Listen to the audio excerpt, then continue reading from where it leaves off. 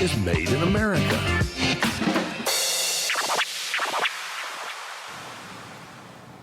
Joining me now is an independent artist who's never afraid to speak his mind. The man behind some pretty viral tracks and his new single, The Devil is a Democrat. He's built a massive following by calling out cancel culture, politics, and the mainstream music industry. Please welcome Tom McDonald. Hey guys. Tom, thanks for being here. Thanks for having me.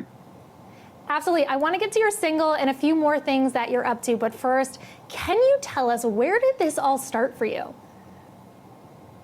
Well, I'll give you the Reader's Digest. I know we don't have long. So, I started out just like a lot of other artists. I was making the music that the people who I looked up to were making. So I made a lot of songs about typical hip hop stuff, drugs and girls and cars and clothes and money and all that type of thing. I was sort of like waist deep in addiction at the point in time. And I ended up having this like massive mental breakdown and sort of stopped making music for the better part of a year. And when I sort of like rehabbed myself and got sober, I was kind of like, do I want to continue making the type of music that had such a destructive, detrimental effect on my life? Or do I want to like talk about the things that I really care about, talk about the things that I speak with my friends about in my living room, talk about the things that typically people only speak about in like private, safe environments. And, I had to answer a lot of questions. What kind of music do I want to make? Who do I want to make it for? And how do I want to go about doing it? And ultimately just came to the conclusion that I'm going to talk about all of the stuff that that most people are afraid to talk about. And we're, 6 or 7 years removed from that decision. And wow. It's crazy. One of the worst times of my life led to one of the best decisions of my life. And now we're here. How beautiful is that? And I commend you because it's not an easy feat. So congratulations on turning everything around and sobriety and everything like that. Thank you. Your new single, The Devil is a Democrat, just dropped. And I know what inspired this track, but you've had a lot of waves online being made. I personally love it. But tell me, when you had the idea, the concept for this song, creating the song and putting it out, what were your thoughts?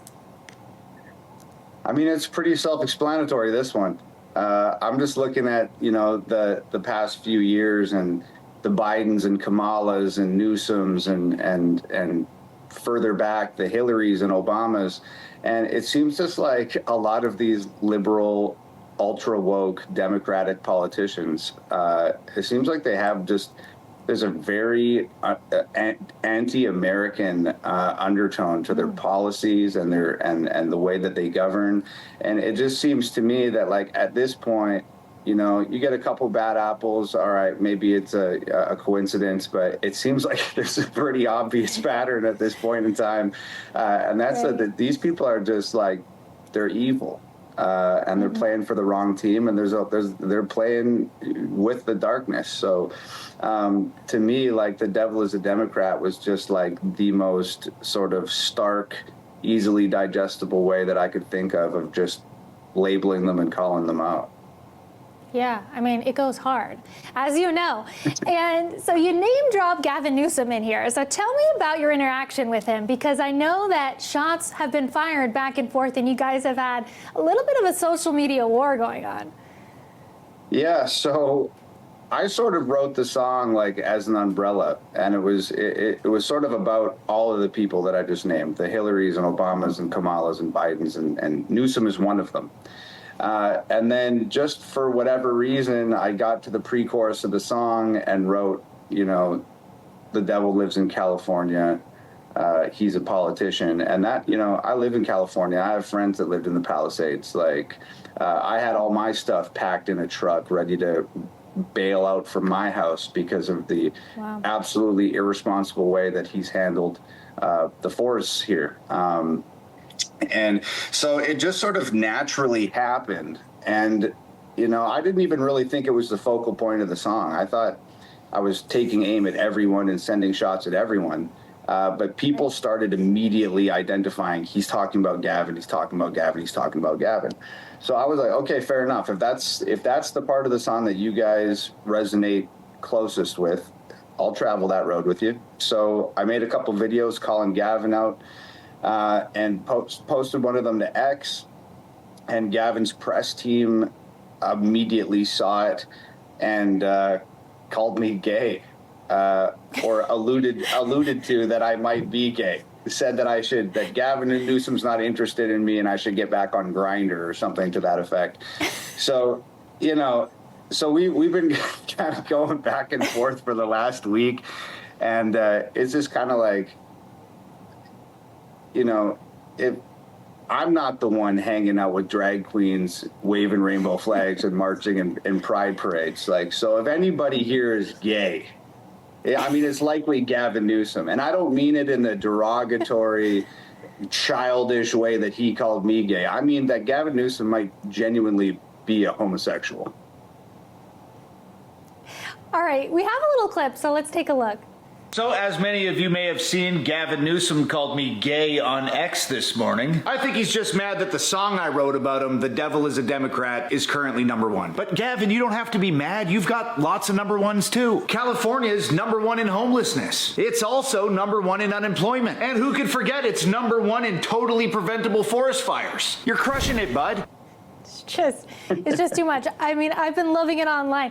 I do have to ask, have you connected with Spencer Pratt out there? I've spoke with Spencer, but we've never connected, Okay. IRL in real life. But I've been hanging out in the Palisades quite a bit. It's just been open to the public. So for the first time, people are able to go out there and see the destruction that Gavin Newsom's irresponsibility has caused. And it's unbelievable when you get out there and see this stuff. And there's a lot of burnt buildings and charred remains of houses and stuff like that. But the one thing that I noticed first was that there's empty lots everywhere. Many of the homes and the buildings have been demolished, and what's left is an empty graded lot that's ready to build on, but nobody's building. There's just empty lots everywhere. And I'm pretty sure that's because the permits haven't been passed and nobody can rebuild. So while Gavin Newsom's sitting in his new $9.5 million mansion, there's all these people that are standing around waiting to have permits approved so they can rebuild the houses that he allowed to burn. So it's a really eerie feeling out there. It's very quiet. There's police everywhere. All the stores are closed, and all the lots are vacant and just waiting for permits. It's striking. Yeah, and I bring up Spencer Pratt because I know he's been one of the biggest voices down there, boots on the ground, and also traveling to D.C. as well. So it's been incredible to see what he's doing just from Hollywood, sort of being the outlaw, which it shouldn't be considered an outlaw to want to reveal truth, right? I mean, that's the crazy thing. Absolutely. But I want to get your take. How has Hollywood reacted to you and your music? Because you're out there and are they rallying behind you? Do you have supporters that won't do it publicly out there, but they're in your corner? I mean, what has sort of been the reaction to your music, sort of boots in the ground out there in LA? Yeah, I think in general, Hollywood's reception to me has been pretty negative. There's a lot of sort of quote unquote celebrities, other musicians, actors, whatever, that privately hit me up in my DMs, but they're not able to come out publicly and support anything. It would put their jobs and their sponsorships, and it'll put all that in jeopardy, which is sort of the beauty of being independent. I don't have a sponsorship I'm going to lose. I don't have an endorsement that's going to drop me. I have no record label. That there's no consequences. I own the cameras, I own the lights, I own all the recording software. I can pretty much do as I please, which has been great. But, Hollywood doesn't like me. I've had Billboard refuse to count album sales. I've had YouTube remove my videos from trending charts. I've had songs disappear off iTunes. I've had social media shadow ban and censor and oppress in a variety of different ways. There's small pockets of people who will stand up and stand next to me, but for the most part, it's pretty gate kept, and when they do acknowledge me, it's usually not very friendly. But I will say, Tom, despite all that adversity that you just named, you've been killing it, and you are killing it, and you're one of the most successful in the game. And like, you know, from #1 on iTunes to you do reach the Billboard charts, and you know, so you are killing the game, and it's very inspirational. And I have a lot of friends that were geeking out that I got you on the show. So I do want to thank you for joining us. So I want to close out. I want you to tell us, you know, what do you want people to ultimately take away from your music, and then tell us where we can find you, follow you, and see everything you're doing. Sure. Yeah, you know, I'm trying to empower people. I'm trying to provide music that has information in it that's valuable, music that has truth in it, something that's completely contrary to what you're going to get from the music industry. So, you know, I want to speak for people. I hope they're proud of the way that I'm speaking for them. I think it's a huge responsibility. And I hope that ultimately people see what I'm doing and see how unafraid you can be in this world. You don't have to be afraid of ridicule by the internet or friends or family or coworkers disagreeing with you. You can truly just get out here and you can stand up and you can scream your truth at the top of your lungs. And I feel like a lot of people don't have a voice, or they feel like their voices aren't heard, or they're afraid to use their voice because of the reasons I just mentioned. So I hope my music inspires people to just stand up and be loud and be unafraid. And that's kind of the mission objective. And as far as my music, you can find me on YouTube at Tom McDonald. My website is hangovergang.com. I'm on Instagram at hangovergang.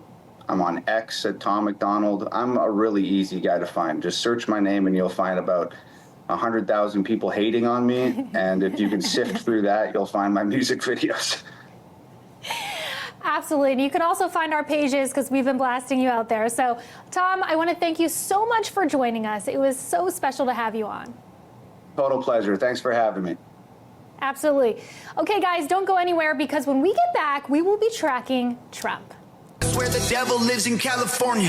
He a politician. He passing bills that bring chaos and division. Yeah, the devil lives in California. Should be in prison. He got horns, but he tries to keep them hidden. Cause the devil is a devil.